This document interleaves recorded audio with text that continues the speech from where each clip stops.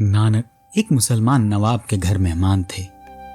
नानक को क्या हिंदू और क्या मुसलमान, जो ज्ञानी हैं उनके लिए कोई संप्रदाय की सीमा नहीं।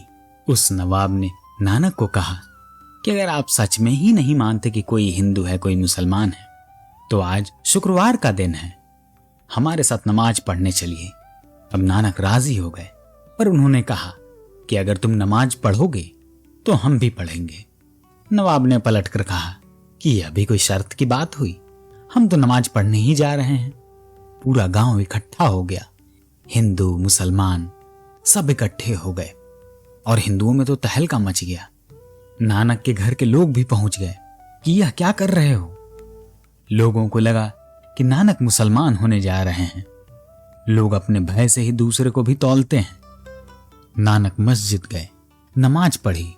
नवाब बहुत नाराज हुआ, बीच बीच में पलट पलट कर देखता था कि न तो नानक झुके न नानक ने नमाज पढ़ी, बस खड़े हैं। जल्दी जल्दी नमाज पूरी की, क्योंकि क्रोध में कहीं नमाज हो सकती है। नमाज किसी तरह पूरी की और नानक पर टूट पड़ा और उन्हें कहा कि तुम धोखेबाज हो, कैसे साधु कैसे संत, तुमने वचन दिया नमाज पढ़ने का और तुमने पूरा नहीं किया। नानक ने कहा वचन दिया था, पर शायद तुम शर्त भूल गए। मैंने कहा था कि अगर तुम नमाज पढ़ोगे तो मैं पढ़ूंगा, तुमने नहीं पढ़ी तो मैं कैसे पढ़ता। नवाब ने कहा कि क्या कह रहे हैं आप, होश में हैं? इतने लोग गवाह हैं कि हम नमाज पढ़ रहे थे।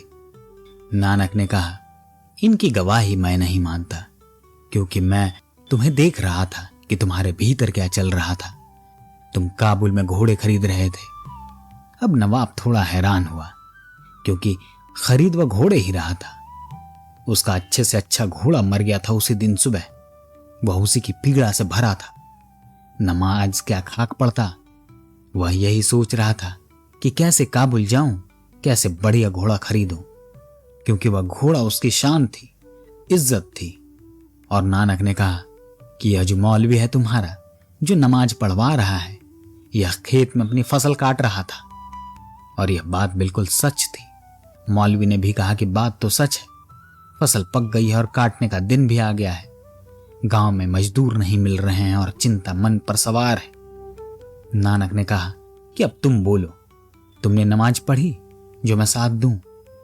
तुम जबरदस्ती नमाज पढ़ लो, तुम जबरदस्ती ध्यान कर लो, तुम जबरदस्ती पूजा कर लो।